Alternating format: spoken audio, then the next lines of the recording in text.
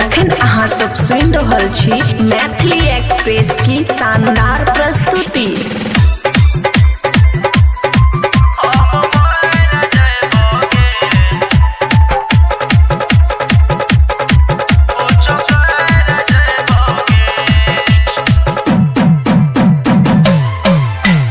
खुशी recording studio बलुआहा।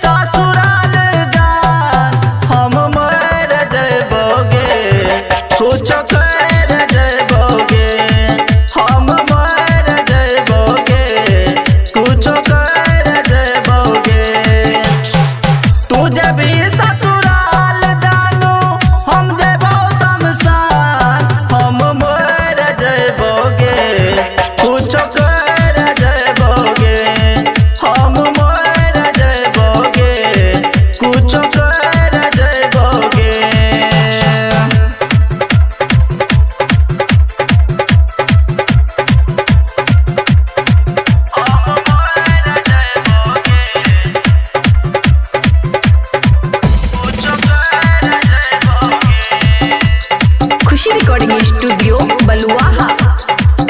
प्यार में हमरा अपन पागल बना के जाई छी तू दोसरा साथे डोली सजा के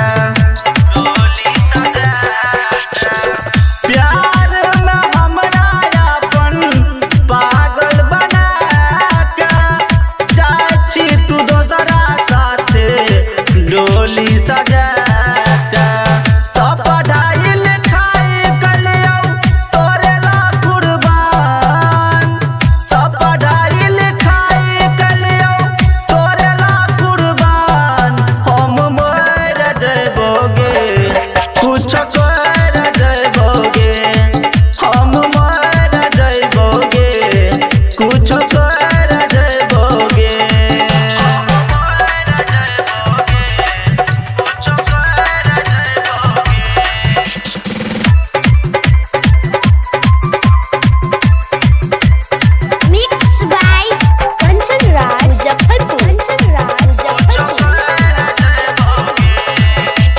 खुशी रिकॉर्डिंग स्टूडियो बलुआहा।